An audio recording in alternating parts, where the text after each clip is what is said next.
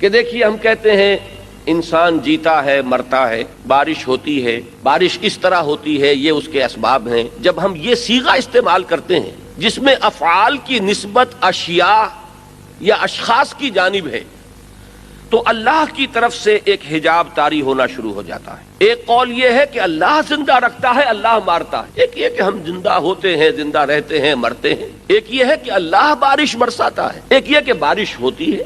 یہ تمام افعال جو ہو رہے ہیں، فاعل حقیقی سامنے نہیں۔ ایمان اور کفر کا، ایمان اور الحاد کا، ایمان اور مادہ پرستی کا فرق یہی ہے کہ بندہ مومن کی نگاہ رہتی ہے مؤثر حقیقی اور فاعل حقیقی۔ جو کچھ ہو رہا ہے یہ کسی کی مشیت سے ہو رہا ہے، کسی کے حکم سے ہو رہا ہے، کسی کے اذن سے ہو رہا ہے۔ یہ خود بخود نہیں ہو رہا ہے۔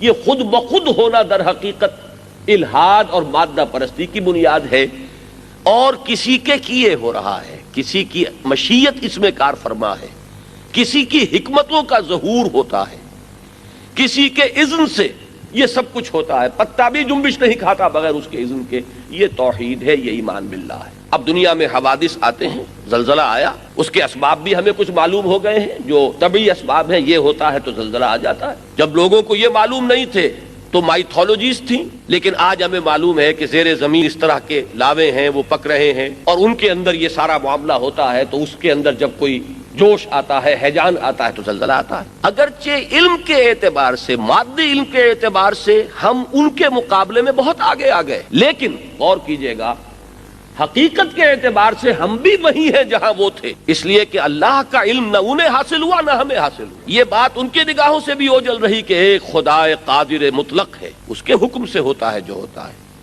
اور وہی اگر ہم جائزہ لیں، اور اچھے بھلے جو لوگ یہاں اس وقت ہم بیٹھے ہوئے ہیں، ہم غیر جانبدارانہ انداز میں اگر اپنے گریبان میں جھانکیں اور اپنے دل کے اندر اپنے دلوں کو ٹٹولیں، تو معلوم ہوگا کہ وہی ذہول، وہی غفلت کا پردہ ہم پر بھی طاری ہے۔ کہ دیکھیے ہم کہتے ہیں انسان جیتا ہے مرتا ہے، بارش ہوتی ہے، بارش اس طرح ہوتی ہے، یہ اس کے اسباب ہیں۔ جب ہم یہ صیغہ استعمال کرتے ہیں جس میں افعال کی نسبت اشیاء یا اشخاص کی جانب ہے، تو اللہ کی طرف سے ایک حجاب طاری ہونا شروع ہو جاتا ہے۔ ایک قول یہ ہے کہ اللہ زندہ رکھتا ہے، اللہ مارتا ہے۔ ایک یہ کہ ہم زندہ ہوتے ہیں، زندہ رہتے ہیں، مرتے ہیں۔ ایک یہ ہے کہ اللہ بارش برساتا ہے، ایک یہ کہ بارش ہوتی ہے۔ یہ تمام افعال جو ہو رہے ہیں، فاعل حقیقی سامنے نہیں۔ ایمان اور کفر کا، ایمان اور الحاد کا، ایمان اور مادہ پرستی کا فرق یہی ہے کہ بندہ مومن کی نگاہ رہتی ہے مؤثر حقیقی اور فاعل حقیقی۔ جو کچھ ہو رہا ہے یہ کسی کی مشیت سے ہو رہا ہے، کسی کے حکم سے ہو رہا ہے، کسی کے اذن سے ہو رہا ہے۔ یہ خود بخود نہیں ہو رہا ہے۔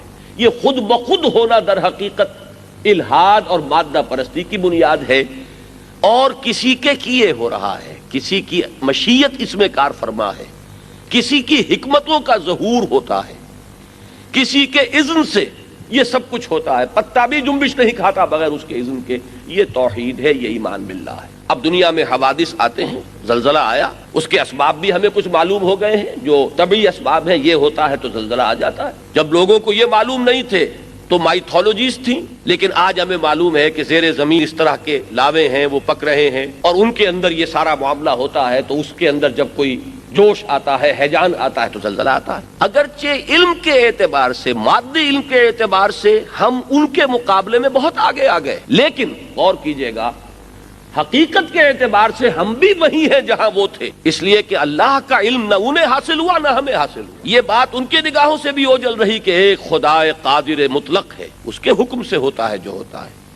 اور وہی اگر ہم جائزہ لیں، اور اچھے بھلے جو لوگ یہاں اس وقت ہم بیٹھے ہوئے ہیں، ہم غیر جانبدارانہ انداز میں اگر اپنے گریبان میں جھانکیں اور اپنے دل کے اندر اپنے دلوں کو ٹٹولیں، تو معلوم ہوگا کہ وہی ذہول، وہی غفلت کا پردہ ہم پر بھی طاری ہے۔